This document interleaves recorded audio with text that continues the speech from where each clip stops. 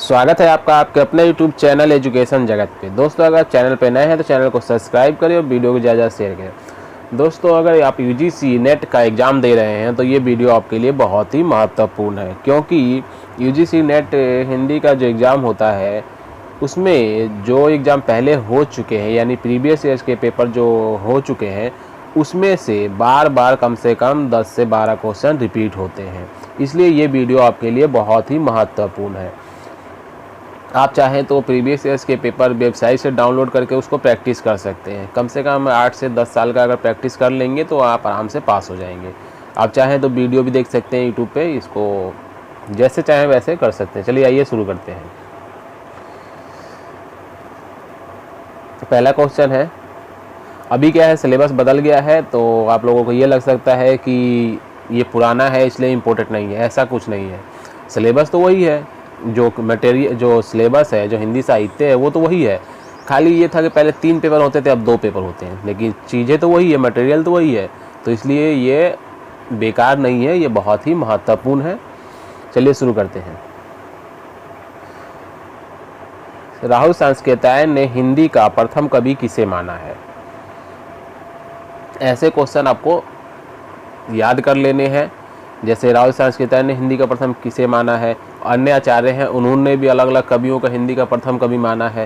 तो कभी किसी का पूछ लेता है। इसमें राहुल सांस्कृत्यायन द्वारा पूछा गया है, हो सके अगले में कुछ और पूछ ले कि हजारी प्रसाद द्विवेदी ने प्रथम कवि किसे माना है, तो कुछ भी पूछ सकता है। चलिए, इसका जो आंसर है वो है सरहब पाद। इनका नाम सरोज भद्र भी है, सरोज भी है। ठीक है। निम्नलिखित में से कौन सी बोली पश्चिमी हिंदी की नहीं है? दोस्तों, पश्चिमी हिंदी की जो बोली है वो अवधी नहीं है। बाकी तीनों पश्चिमी हिंदी की कौन सी पश्चिमी हिंदी की नहीं है? पश्चिमी हिंदी की अवधी नहीं है। अवधी जो है वो पूर्वी हिंदी की बोली है। ठीक है। संविधान की 8वीं अनुसूची में कौन सी भाषा शामिल नहीं है? जो संविधान है उसमें जो 8वीं अनुसूची बनाई गई थी उसमें जो शामिल नहीं है ये पूछा गया है। तो इसका जो आंसर है वो है भोजपुरी। संविधान में अभी आज तक 22 भाषाएं सम्मिलित है जिसमें भोजपुरी शामिल नहीं है, क्योंकि भोजपुरी अभी हिंदी की एक बोली है, इसको भाषा का दर्जा अभी प्राप्त नहीं है। निम्नलिखित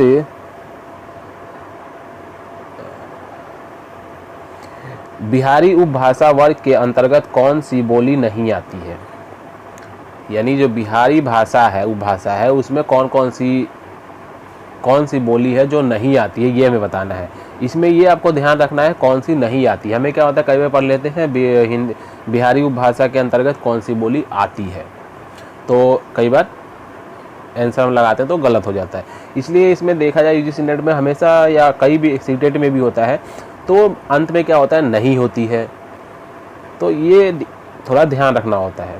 तो इसका जो है वो है बुंदेली, क्योंकि बुंदेली जो भाषा है वो बिहार में नहीं बोली जाती है, बाकी तीनों बिहार की भाषाएं हैं। निम्नलिखित में से अष्टछाप का कवि कौन सा नहीं है? ठीक है। अष्टछाप का जो कवि है वो मलुकदास नहीं है, बाकी तीनों अष्टछाप के कवि हैं। निम्नलिखित में से कौन सी रचना चिंतामणि की है? अब हमें बताना है कि इनमें से कौन सी रचना है जो चिंतामणि की है। तो इसमें जो है चिंतामणि की जो रचना है वो है कवि कुल कल्पतरु। ठीक है। इसमें से कौन सा कवि द्विवेदी युग का है? नीचे कुछ कवियों के नाम दिए गए हैं, सभी कवि अलग अलग काल के। जैसे हिंदी साहित्य को जो आधुनिक काल है उसको कई भागों में बांटा गया है। एक बांटा गया है भारतेंदु युग, द्विवेदी युग, उसके बाद द्विवेदी युग के बाद छायावाद, ऐसे छायावाद, प्रगतिवाद, प्रयोगवाद, नवलेखन काल, छाठोत्तरी कविता, ऐसे बहुत से बांटे गए हैं। तो इसमें ये किस युग के कवि हैं पूछे जाते हैं। तो आपको भारतेंदु युग, द्विवेदी युग, ये छायावाद, प्रसाद युग, क्योंकि छायावाद को प्रसाद युग भी कहते हैं। अगर नाटक की दृष्टि से देखें तो उपन्यास की दृष्टि से उसको प्रेमचंद युग कहते हैं। तो ये सारी चीज़ें आपको क्लियर कर लेनी है, फिर एग्जाम में जाना है। तो जो छायावाद के जो कवि हैं वो हैं बद्रीनारायण चौधरी प्रेमघन। ठीक है।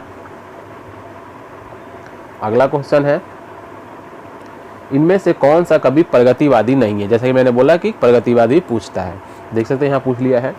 कौन सा कवि ऐसा है जो प्रगतिवादी नहीं है? आपको ये सब ध्यान रखना है, कौन सा कवि प्रगतिवादी है, कौन सा प्रयोगवादी है, कौन सा मार्क्सवादी है, ठीक है, कौन सा मनोविश्लेषणवादी है, सारे सब चीज़ें, कौन से आंचलिक उपन्यासकार हैं, सब चीज़ें ध्यान रखना पड़ता है, तो ही जाके आप यूजीसी नेट का एग्ज़ाम पास कर सकते हैं। तो दोस्तों इसमें पूछा है कौन सा प्रगतिवादी नहीं है, तो इसमें जो आंसर है जो इसका है भवानी प्रसाद मिश्र। जो भवानी प्रसाद मिश्र हैं वो प्रगतिवादी नहीं है, ये प्रयोगवादी कवि है। चलिए आगे चलते हैं।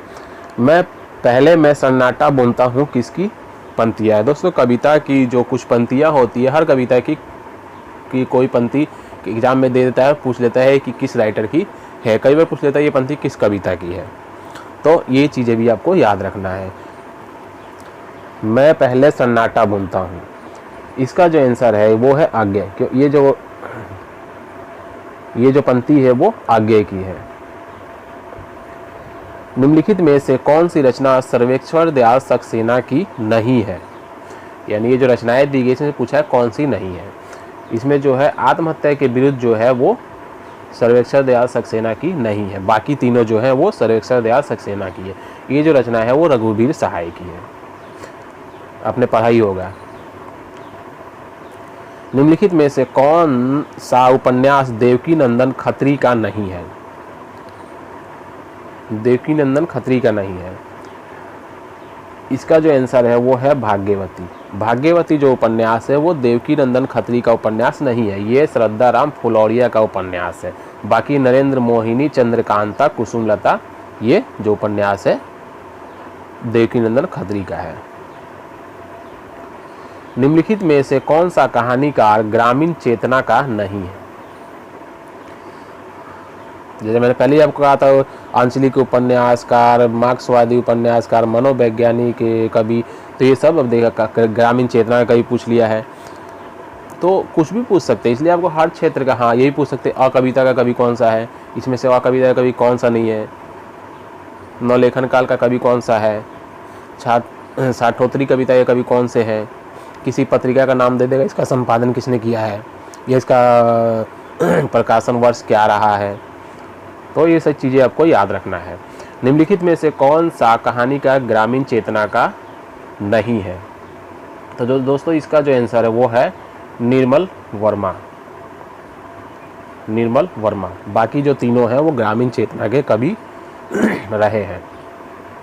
इंदु पत्रिका के संपादक का नाम बताइए, जैसे यही मैंने कहा था, एक आ गया। तो इंदु पत्रिका जो है उसके जो संपादक हैं वो है अंबिका प्रसाद गुप्त, ठीक है। अंबिका प्रसाद जो गुप्त हैं वो है जयशंकर प्रसाद के मामा लगते हैं, ठीक है। आगे देखते हैं, 13 हो गया, 14। आवारा मसीहा रचना किसके जीवन पर आधारित है? तो दोस्तों आवारा मसीहा जो रचना है वह किसके जीवन पर आधारित है ये हमें बताना है। ये जो है वो शरद चंद्र के जीवन पर आधारित है। आवारा मसीहा के जो लेखक हैं वो हैं विष्णु प्रभाकर, ठीक है। लेखक कई बार पूछा गया है, पूछा ही जाता रहा है। निम्नलिखित में से कौन सी रचना नाट्य काव्य नहीं है? इसमें से ऐसी कौन सी रचना है जो नाट्य काव्य नहीं है, ये हमें बताना है। तो ये जो इसका जो आंसर है वो है परशुराम की प्रतीक्षा। बाकी तीनों नाट्य काव्य नहीं है, और जो परशुराम की प्रतीक्षा है वो नाट्य काव्य है, ठीक है।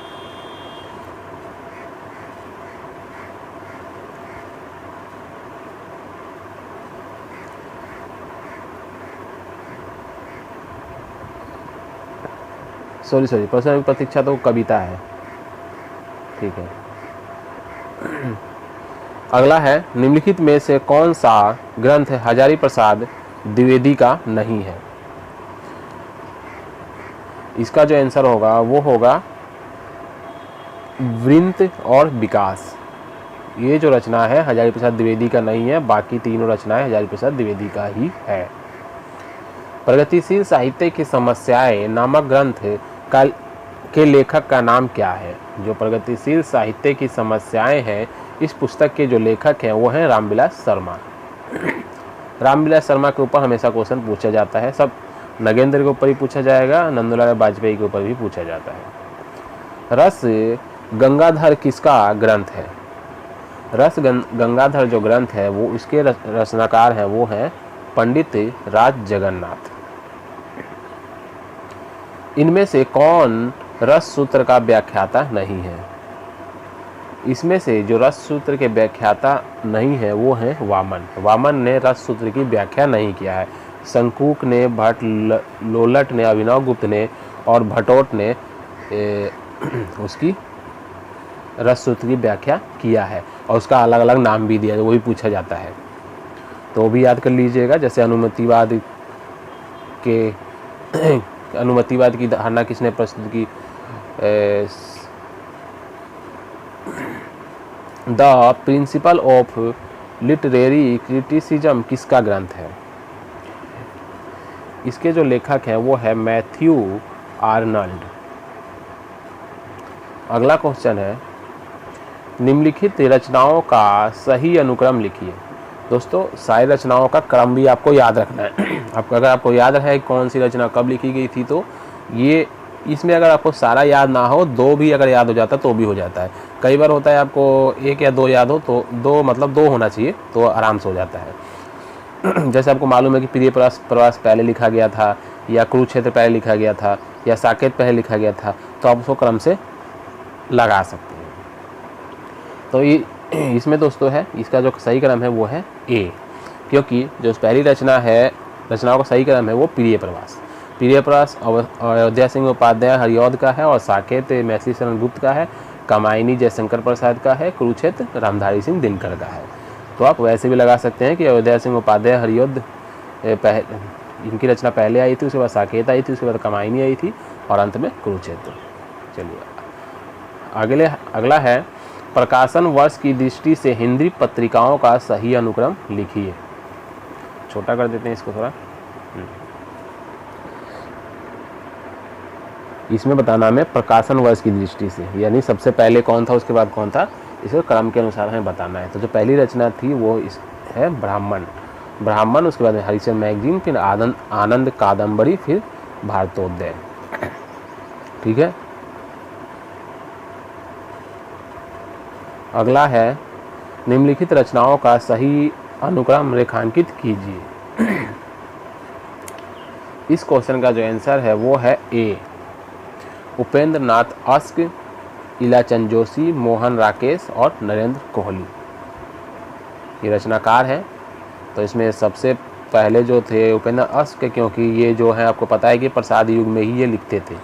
इलाचंद जोशी मनोवैज्ञानिक कहानीकार है, अज्ञे के समय थे। मोहन राकेश उसके बाद की, और नरेंद्र कोहली उसके बाद से। तो आपको एक दो याद होगा, दो कम से कम तो हो जाएगा। रामचरितमानस के कांडों का सही अनुक्रम लिखिए। अब आपको इसमें भी ये ध्यान रखना होगा, शुरू से जो कांड थे, 7 कांड है रामचरितमानस के, उस कांडों का क्रम आपको याद होगा तभी आप कर सकते हैं। लेकिन आपको कोई भी एक दो बार याद है तो भी आप इसको थोड़ा दिमाग लगा के कर सकते हैं। तो इसका जो आंसर है वो है सी। पहले था अयोध्या कांड, उसके बाद बाल कांड, उसके बाद अरण्य कांड, उसके बाद किष्किंधा कांड। कवियों का सही अनुक्रम बताएं। अब यहाँ पे हमें कवियों का सही अनुक्रम बताना है, यानी पहले कवि कौन से थे। तो यहाँ पे आप देख सकते हैं किस तरीके से,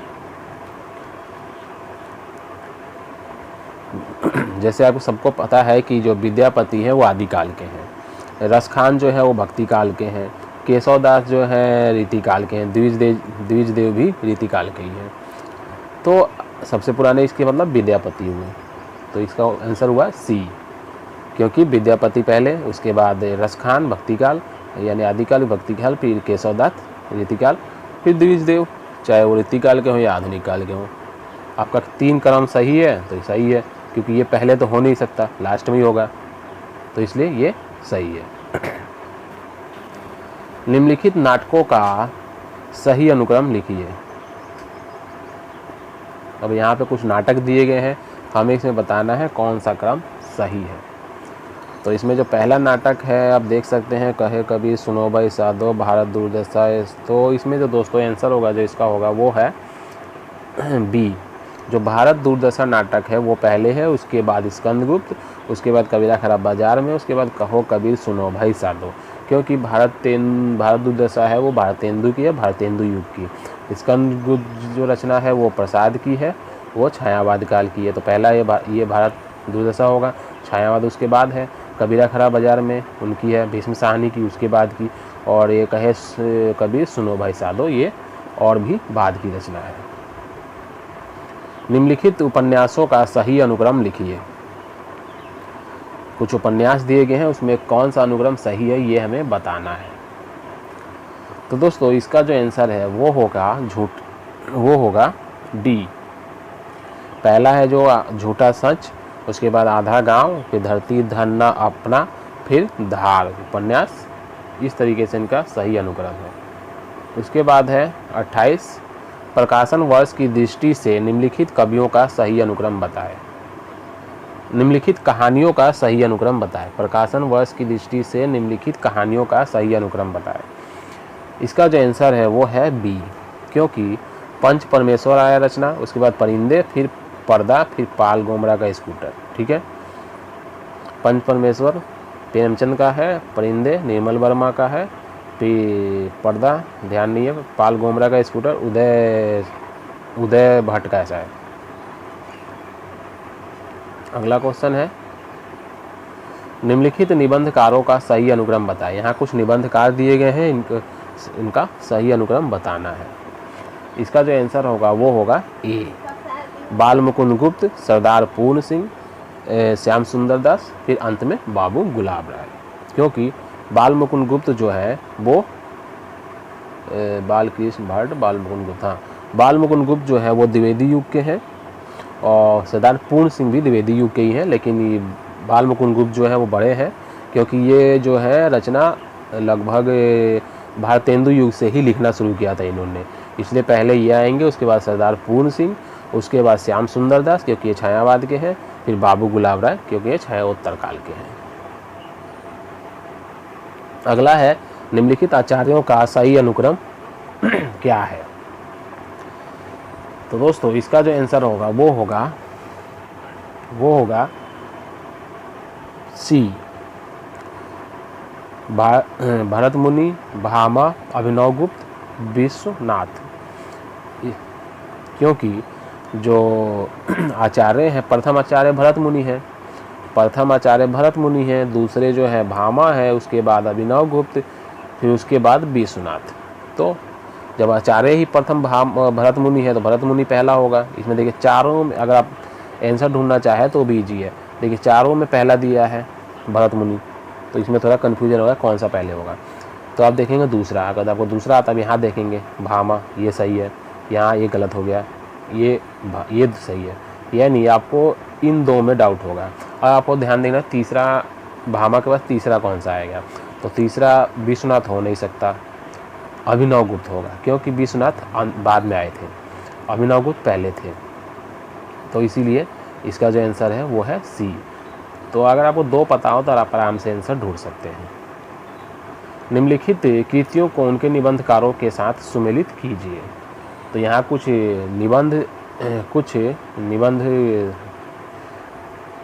निबंध दिया गया है और उनके लेखक दिए गए हैं, इसको हमें सही मिलान करना है। तो दोस्तों इसका जो आंसर, जैसे अब हम इसका जो आंसर होगा, जैसे पगडंडियों का ज़माना है, अगर आपको इसका मालूम है, इसमें दो मालूम है तो आप कर सकते हैं। जैसे पगडंडियों का ज़माना, तो ए का जो है वो होगा पगडंडियों का ज़माना, ए का कुबेरनाथ। ठीक है, अंगद का पाँव जो है वो है श्रीलाल शुक्ल का। ठीक है, अब मान लीजिए आपको यही दो मालूम है, नीचे आपको नहीं मालूम है, तो आप आंसर कैसे ढूंढेंगे। बिल्कुल आसान है, आपको पहला मालूम है, दूसरा मालूम है, बस हो गया। अब आप यहाँ देख लेंगे पहला दूसरा, ए का क्या था, हाँ, पगडंडियों का ज़माना सॉरी ए का चौथा था, ए का चौथा था ना, चौथा लगाया था ना मैंने, ए का चौथा था, ये रहा हरिशंकर प्रसाद। पगडंडियों का जमाना हरिशंकर परछाई का था और अंगद का पाव श्रीलाल शुक्ल का था, ये था, ठीक है। तो ये हमें देखना यहाँ पे, तो यहाँ पे देखिए ए का चौथा, बी का पहला, यही दोनों में है, बाकी कहीं नहीं है, ठीक है। तो आपका आंसर क्या होगा? सी। अब आपको सी हो गया, तो यानी आपको दूसरा और तीसरे का भी आंसर पता चल गया। ए सी का 2 होगा और डी का 3 होगा, इस तरीके से। सी का 2 कुबेरनाथ और जीप पर सावरिया क्या था? 3 शरद जोशी। तो आपको 2 भी आपको मालूम है तो आप आंसर निकाल सकते हैं। चलिए अगला देखते हैं। निम्नलिखित आलोचकों को उनकी कृतियों के साथ सुमेलित कीजिए।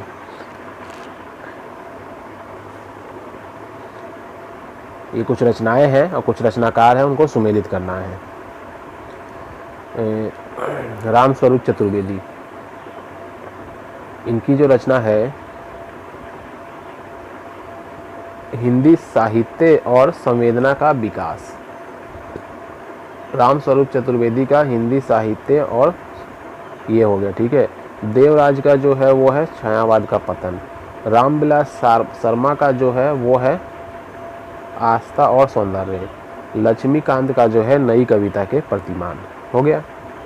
अब आपको इसमें जाकर देख लीजिए ऑप्शन में कौन सा सही पर होगा। जिस हिसाब से लगाया था उस हिसाब से इसका होगा डी। हो गया सही।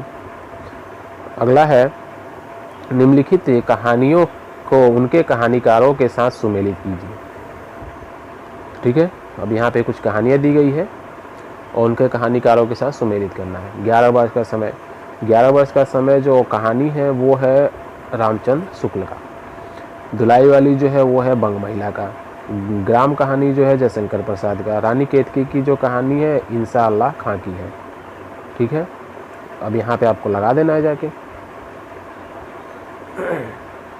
जो आंसर होगा वो होगा बी। आगे देखिए 34 नंबर। हाँ, निम्नलिखित उपन्यासों को उनके लेखकों के साथ सुमेलित कीजिए। अब यहाँ विराट की पद्मिनी उपन्यास है, विराट की पद्मिनी। जो विराट की पद्मिनी जो रचना है वो है वृंदावन लाल वर्मा का। 1 मिनट। विराट की पद्मिनी वृंदावन लाल वर्मा का। वैशाली की नगरवधु, वैशाली की जो नगरवधु है वो है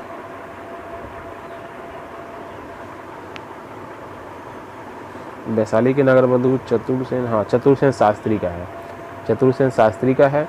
दिव्या जो है वो यशपाल का है, दिव्या यशपाल का। चारू चंद्रलेख जो है वो है हजारी प्रसाद द्विवेदी का। ठीक है, ये हजारी प्रसाद द्विवेदी का। अब यहाँ पे आपको लगा देना है आंसर उसी के अनुसार बी।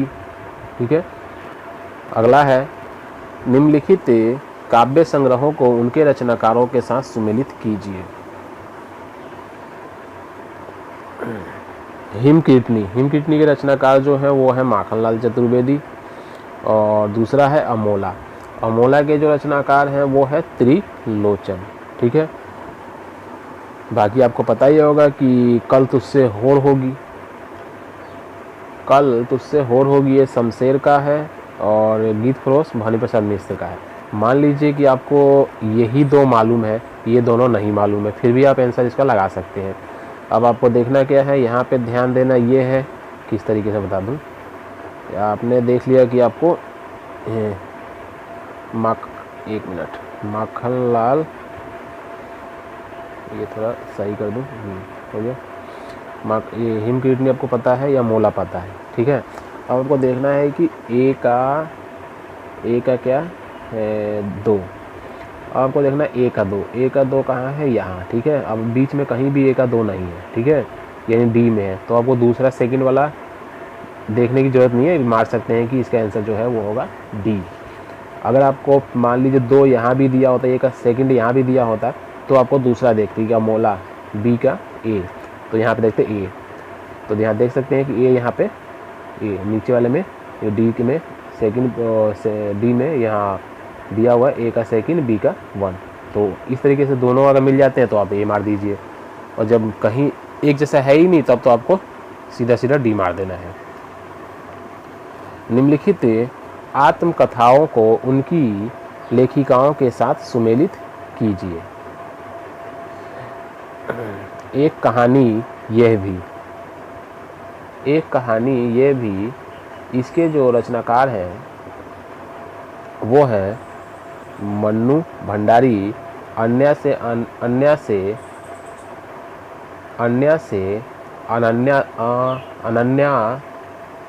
इसकी जो रचनाकार है वो प्रभा खेतान। हादसे का जो है रमनिका गुप्ता है। रसीदी टिकट का अमृता प्रीतम। ठीक है, इस तरीके से ये लगा सकते हैं। तो इसका जो आंसर है वो होगा ए। ठीक है दोस्तों, आगे देखते हैं। 36 क्वेश्चन हो गए। अगला है निम्नलिखित कृतियों को उनके लेखकों के साथ सुमेलित कीजिए। ग्लोबल गांव का देवता, जो ग्लोबल गांव का जो की रचना है, इसके लेखक कौन है? इसके जो लेखक हैं ग्लोबल गांव के देवता के, वो हैं रणेंद्र। ये है, ठीक है। जूठन, ये तो आप सबको पता है। जूठन का जो है ओम प्रकाश, हाँ वाल्मीकि। जूठन का ओम प्रकाश वाल्मीकि। और मुक्ति का जो है मोहनदास नेमिराज से। और छापर का जो है वो है जयप्रकाश करदम। ठीक है, मान लीजिए आपको ये पता है कि सिर्फ आपको यही पता है कि जूठन का जो है ओम प्रकाश वाल्मीकि है, बाकी तीनों का आंसर आपको नहीं मालूम, तो भी आप आंसर ढूंढ सकते हैं। कैसे, मैं बता दूं आपको। जैसे अब आप देखेंगे कि बी का जो है वो है ओम प्रकाश वाल्मीकि, यानी बी का 5। तो यहाँ A B C D 4 option दिए गए हैं। अब आप देखेंगे बी का 5 यहाँ है बी। ठीक है, अब देखेंगे बी का 5 कहाँ दिया, 1 2 3 4 कहीं नहीं दिया है, सिर्फ एक जगह दिया है बी का 5। ठीक है, तो सीधा सीधा इसका आंसर जो है वो हो जाएगा सी। ठीक है, अगर अब ये 5 जो है यहाँ भी अगर कहीं दिया होता तो आपको एक और आना ज़रूरी होता, तब जाके आंसर पता चल। मान लीजिए यहाँ भी दिया होता तो आपको एक और आना ज़रूरी था, तब आप, लेकिन आपको पता है हाँ एक ही आता है, इसमें एक ही जगह 5 दिया हुआ है, कहीं दूसरा दिया ही नहीं, तो कन्फ्यूजन ही नहीं है। इसका मतलब बाकी ए का सेकंड होगा। जैसे ग्लोबल गांव का देवता रणेंद्र, जैसे मैंने पहले बताया था। और जूठन का बता ही दिया। मुक्ति पर्व का जो है वो है मोहनदास नेमिराज से। छापर का जयप्रकाश करदम। बिल्कुल सही, जैसे मैं पहले बताया था वैसे सही हो गया बिल्कुल। इसलिए ये देखना है कि आपको एक जगह दिया है और आपको एक आता है और बाकी ये 2 नहीं दी। इसमें बी में अगर एक और जगह 5 दिया होता कि बी का 5 और यहाँ भी 5, तो आपका आंसर निकालना थोड़ा एक और आना जरूरी था। लेकिन एक ही जगह है तो आपको एक ही आता है तो भी आप सही है। मान लीजिए कि जैसे मान लीजिए आपको ये नहीं, इसकी जगह मान लीजिए कि आपको छापर का पता है कि जयप्रकाश करदम है। हाँ ठीक है, तो अब आप कैसे निकालना है, तो आपको देखना है कि डी का 4, तो यहाँ डी है, अब डी का 4 देखना है। ये डी का 4 देखिए, अब यहाँ पे 2 जगह दिया है, तो अब यहाँ पे आपको कैसे पता चलेगा कि सी आंसर होगा कि डी होगा। तो इसके लिए आपको क्या होगा, एक और आना जरूरी है। तब आप देखेंगे जूठन, मान लीजिए जूठन का आता है आपको ओम प्रकाश वाल्मीकि, तब आप देखेंगे कि बी का 5, तो अब यहाँ देखेंगे बी का 5 यहाँ है, तो यानी बी का 5 यहाँ है, तो ये किस में है, यहाँ, तो यानी इसका आंसर हो गया सी। तो इस तरीके से 2 आना जरूरी नहीं, तो एक भी अगर आपको आता है तो आप आंसर निकाल सकते हैं। मिलान वाला बहुत ईजी होता है। चलिए आगे देखते हैं।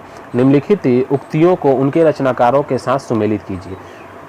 अब यहाँ कुछ लाइनें हैं, किस लेखक ने कहा है ये हमें बताना है। जैसे गोरख जगायो जोग भक्ति भगायो लोग, ये जो लाइन है, गोरख जगायो जोग भक्ति भगायो लोग, ये जो लाइन है ये सबको पता होगा। ये जो लाइन है ये है तुलसीदास की। अनबूढ़े तीरे जे बूढ़े सब अंग, ये जो है आपको पता है बिहारी लाल का है। ठीक है, बिहारी लाल। अति सुधो स्नेह मार्ग है, ये तो है घनानंद जी का। और बसो मेरे नैनन में नंदलाल, ये मीराबाई का है। अब इसका आंसर आपको सब पता है तो आप आराम से लगा सकते हैं, 1 2 पता है तो भी मैंने आपको बता ही दे कैसे लगा सकते हैं। तो इसका जो आंसर है वो होगा बी।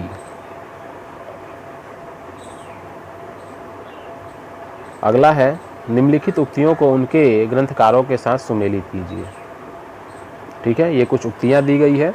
तो दोस्तों आपको काव्य शास्त्र के जो रचनाकार हैं, जो रचनाएं हैं, उनके रचनाओं के नाम भी, ग्रंथों के नाम भी याद करना है, और उन ग्रंथों में जो महत्वपूर्ण पंक्तियाँ होती है तो उनको याद कर लेना है, क्योंकि वो पूछा जाता है। जैसे देख सकते हैं आपने यहाँ पूछा गया है, प्रद दोषो शब्दार्थो सगुणावलम कृति पुनः कवापि। ये किसकी लाइन है? तो ये जो इसका जो होगा वो होगा मम्मट। ये जो है मम्मट की लाइन है। ठीक है, और बी है प्रज्ञा नवोस में शालिनी प्रतिभा मता। ये जो है काफ़ी फेमस है, ये सबको आता है लगभग। इसका जो है ये है भटोट। न कांतमपि निर्भूषम वनिता मुखम। ये जो है ये भी लगभग सबको आता है, क्योंकि ये भी बार बार पूछा जाता है और इम्पोर्टेंट भी है। ये है भामा का। कीर्ति भनीति भूली भल सोई सृष्टि सब कहाँ सब। इसकी जो है ये जो लाइन है वो है तुलसीदास की। कीर्ति भनीति सबको पता है। तो इसका जो आंसर होगा वो होगा 39 का डी। आगे है 40। दोस्तों ये है 40 क्वेश्चन है। बाकी जो आगे से हैं वो अगले जो हैं दिखा दूँ मैं क्या है, वो है तर्क है। कुछ तर्क दिया है, उसमें बताना होता है। तो ये तो आपको आंसर इसका एग्जैक्टली फिक्स क्या है वो आपको चिंतन मनन करके लगाना पड़ेगा, और ये जो जिनके फिक्स आंसर है वो मैं आपको बता दे रहा हूँ। तो 40 जो है, निम्नलिखित कृतियों को उनके लेखकों के साथ सुमेलित कीजिए। द कम्युनिस्ट मैनिफेस्टो की रचनाकार बताना है।